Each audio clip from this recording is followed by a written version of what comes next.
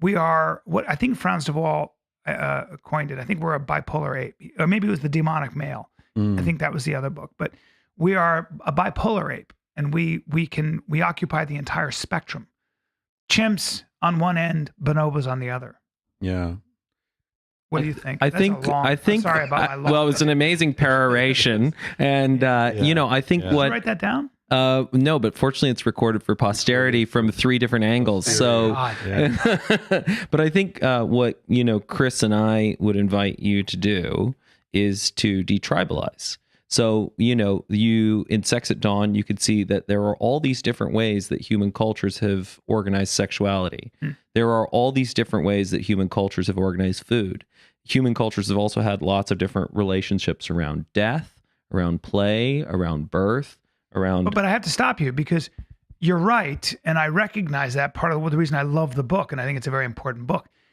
But I'm sorry, though, that the cultures that we are pointing to that are more bonobo-like are also the cultures that have not given us the things that we benefit from every single day, like antibiotics, anesthesia, x-rays, recording equipment like this, music that reaches the ears of millions, television. But do you see how you're looking back from where you stand and saying, I'm here, therefore this is the best place to be?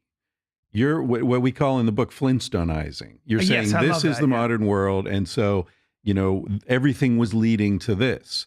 But in other words, what I'm logically, saying, that doesn't really make is that sense. I'm happier than my ancestors. You than think my you are, hunter-gatherer but if ancestors. you talk to your ancestors, they might disagree with you. They're not here to talk about it, right? And the culture that you're talking about is a culture of the 20th century. And it was a culture that didn't have the tools that we have now. It's not just the 20th century. Let's go back to the Enlightenment. Okay, and there's the culture of the Enlightenment and the Founding Fathers and all of that, right? And what we're saying is that there is the culture of the 21st century, right? Which understands that, for example, if you want to be really scientific, right? Let's talk about Joe Henrich's The Secret of Our Success. Human intelligence is not based on these individual visionary figures. It's based on cultural accumulation. And if we have a more inclusive society, why nations fail, then we can be even more innovative than the culture of the 20th century or the Enlightenment. Yes. So we can stand on the shoulders of those giants and we can see even further.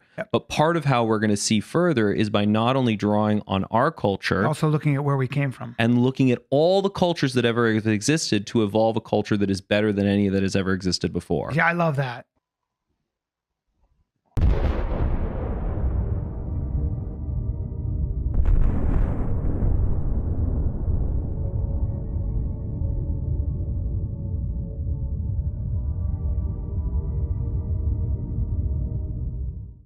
Hey guys, thanks so much for watching. Now, it's important that you subscribe to YouTube because we want to get a lot of viewers, and then we can use YouTube's office. We're not making any money, but we'll use YouTube's office. Now do it! Go like that. I never do this, by the way, ever, but you should. But Bryan, will you subscribe to our YouTube channel? I haven't done that yet. Yeah, but you're going to. Yeah, I'm going to. I haven't even done it, but you do it. Do as I say, not as I do. Inspire Bryan to do it. Yeah, and then I'll do it.